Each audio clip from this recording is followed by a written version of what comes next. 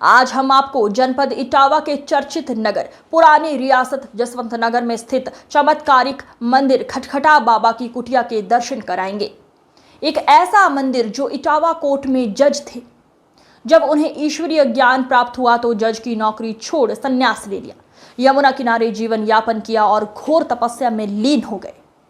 जसवंत नगर के लोगों के बहुत कहने हैं, पर वो इस स्थान पर पधारे और यहीं के होकर रह गए। दिव्य शक्ति पुंज यमुना नदी पर पानी में चलकर पार हो जाते थे। एक बार भंडारे में घी खत्म हो गया, बाजार भी बंद हो गया था, तो उन्होंने भक्तों से कहा, यमुना से जल लाकर कढ़ाई में डाल लो, आपका काम हो जाएगा। पर शर्त एक है, उतना ही घी सुबह आपको यमुना में डालना होगा। पानी को घी में बदलने की शक्ति रखने वाले ऐसे शख्स को प्रणाम तो बनता ही है। आइए अब हम आपको सेवादार से मिलवाते हैं। खबरों का सिलसिला लगातार जारी है, आप बने रहिए TTN 24 न्यूज के साथ। नमस्कार। मैं मनोज कुमार, आप देख रहे हैं TTN 24 समय का सच। इस वक्त हम मौजूद हैं जनपद इटावा के जसवंत नगर में।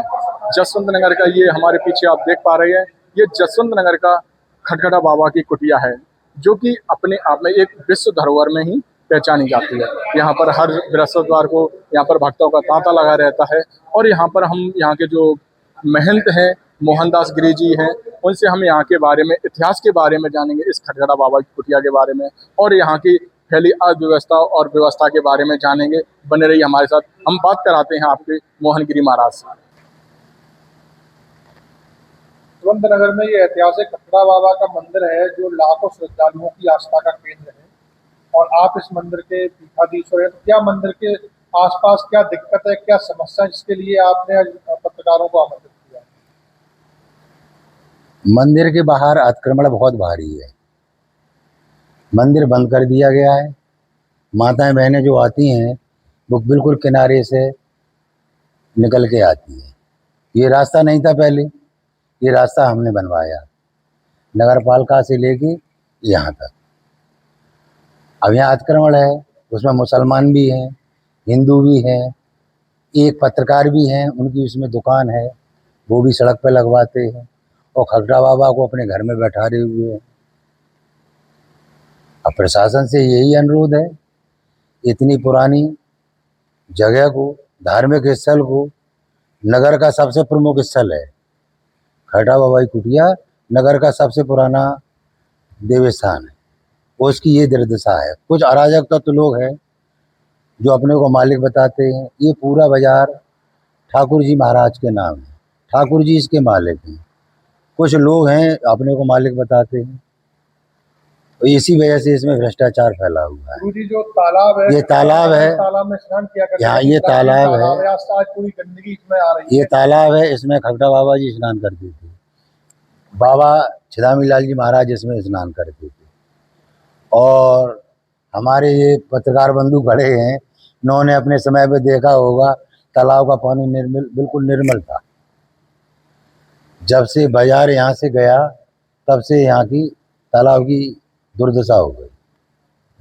अब मेरा यही अनुरोध है प्रशासन से, इसको देखें आके और उचित कार्रवाई करें, मंदिर का रास्ता खुलवाएं। गुरुजी, जैसा कि मुख्यमंत्री तमाम मंदिरों को सहायता दे रहे हैं, मंदिरों का जीर्णोद्धार करा रहे हैं, तो आप क्या मुख्यमंत्री जी से मांग, मुख्यमंत्री भी संत हैं, आप भी संत हैं, तो आप मुख्यमंत्री से क्या मांग करना चाहेंगे? आप देख रहे हैं तमाम जो ये धरोहर है, जो मंदिर, जो प्राचीन मंदिर जो बने हुए हैं, आज खंडर हो रहे हैं, तो इसके लिए प्रदेश के मुख्यमंत्री जी से क्या मांग करना चाहेंगे? मुख्यमंत्री जी से यही है, अपने प्रशासन को भेज के इसका मुआयना कराएं और ये फर्जीवाड़ा है इसको हटाएं। आर्थिक मदद के लिए, आर्थिक मदद के लिए तो ये उनके ऊपर है, अगर वे सौंदर्य चाहें तो उस मदद करें। गुरुजी, मंदिर के इतिहास के बारे में बता दीजिए पूरा आपको। खटखटा बाबा की कुटिया 1 से 20 साल पुरानी है। जब महाराज जी मजिस्ट्रेट थे इटावा में, तो उन्होंने फकीरी जब धारण की तो यहाँ आए, राजा हरि सिंह आए, कश्मीर के राजा उस टाइम राजा थे, यहाँ मिलने के लिए उनसे आए। बताते हैं राजा स्पेशल ट्रेन से, हाँ, स्पेशल ट्रेन से आए थे, स्टेशन से लेके यहाँ तक कालीन बिछाई गई थी और महाराज जी उस टाइम नदी के किनारे बैठे हुए थे। तो राजा साहब से कही, वो तो नदी के किनारे बैठे हुए हैं, बुलवाएं, तो राजा ने बोले नहीं, हम मिलने के लिए आए हैं, महाराज जी जहाँ होंगे हम तहाँ मिले। महाराज जी से मिलने के लिए नदी के किनारे पे रुक गए। उसके बाद महाराज जी उनके साथ यहाँ आए। यहाँ महाराज जी 7-8 साल रहे। वो महाराज जी को इस रियासत के जो मालिक थे उस टाइम पे, लाला शारदा प्रसाद, वो महाराज जी को लेके आए थे। और महाराज जी ने मना कर दिया था। जब फिर उन्होंने महाराज जी को ये जगह दान में दी 1915 में, 1905 में महाराज जी को जगह दान में दी, 1915 में उन्होंने ट्रस्ट बनाया ठाकुर जी के नाम से। ये प्रांगण और जिसमें भागवत होती है वो प्रांगण खगड़ा बाबा के नाम उन्होंने लिखा। तो तब वो यहाँ कितने मंदिर टाइप की जो बिल्डिंग, कितनी बिल्डिंग बनी हुई है पूरे? सारे मंदिर क्षतिग्रस्त, भ्रष्टाचार की भेंट चढ़ गई, सब खावा खा कर। कितने साल पुराने गुरु जी मंदिर है? ये 150 वर्ष पुराने मंदिर है, 150 वर्ष से ऊपर है। जिस तरह से आपने बताया कि इस मंदिरों पर चारों तरफ से कब्जा हो रहा है, क्या इसके लिए आपने कोई कानूनी कार्रवाई की है? अब कोई सुना तो है नहीं, कहाँ कार्रवाई करो सर, सब जगह भ्रष्टाचार है। अब हम पे तो पैसा देने के लिए है नहीं, और जो करोड़ों रुपए साल में कमाए रहे वे दिया है 50,000, 1 लाख, फाइल रुक गई। तो पूर्व में क्या मंदिर के जो अपना जो नगर पालिका का जो गेट है उसके सामने से इस मंदिर के लिए रास्ता आता है, तो क्या कितने साल पहले पूरा रास्ता खुला हुआ था? जी शुरू से खुला था जी, अबे जाके 10-15 साल में ये अतिक्रमण किया है, मंदिर बंद कर दिया गया है, तो आप लोग देख सकते हैं। आप इस मंदिर पे कब से सेवा कर रहे हैं? हमको तो सन 2002 में आई। उस समय इस मंदिर की कंडीशन क्या थी? कुछ नहीं था, यहाँ पर जंगल था, कोई शराब पी रहा है, कहीं सुअर चल रहे हैं, कहीं अराजक तत्व लोग घूम रहे हैं, यही था, कुछ नहीं था। लेकिन अब सब ठीक हो गया। हाँ, तो संघर्ष किया।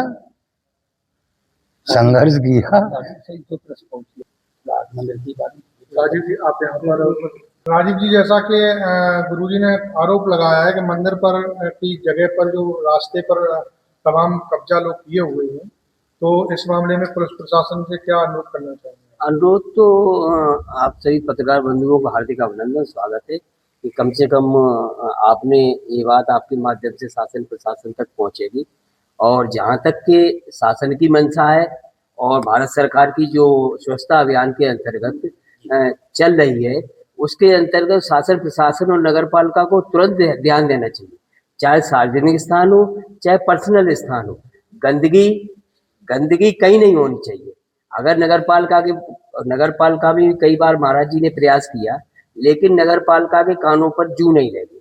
यहाँ के जो जनप्रतिनिधि हैं उनकी लायबिलिटी, उनकी जिम्मेदारी बनती है, वो भी यहाँ के भक्त हैं, हम लोग भी भक्त हैं, सबकी जिम्मेदारी बनती है कि अगर गंदगी है, बाबा जी ने आरोप लगाए हैं इस मंदिर पर, क्षेत्र के आसपास के बहुत दूर दराज से माताएं बहनें, बृहस्पति वाले दिन तो यहाँ मेला लगा रहता है, हजारों की संख्या में मेला लगा रहता है।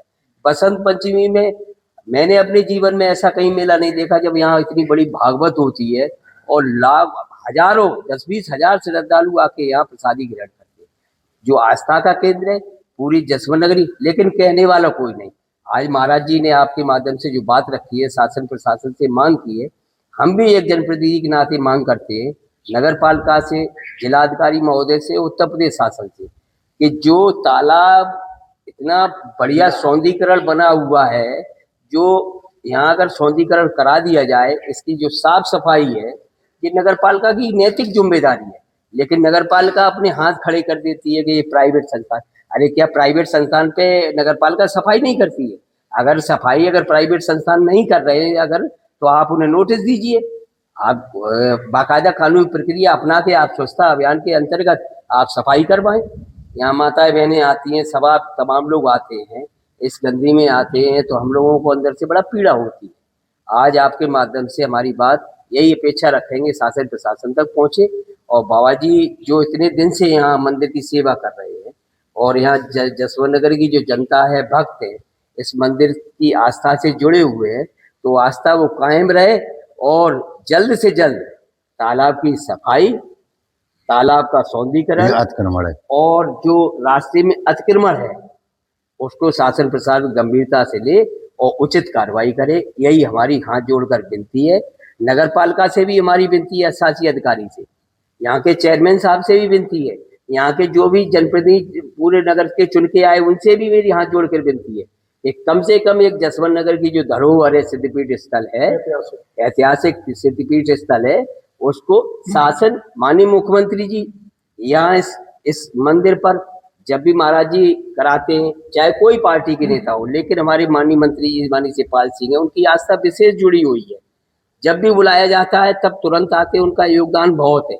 हम उनसे भी निवेदन करेंगे कि हमारी उनके माध्यम से शासन प्रशासन तक बात पहुंचे और अतिशीघ्र ये रमणीक और सिद्धपीठ स्थल को स्वच्छता अभियान के अंतर्गत और अतिक्रमण हो रहा है इसको तुरंत उचित कार्रवाई करे और मंदिर के जो जीर्णोद्धार के लिए शासन जितनी भी मदद कर सके उतनी मदद करे।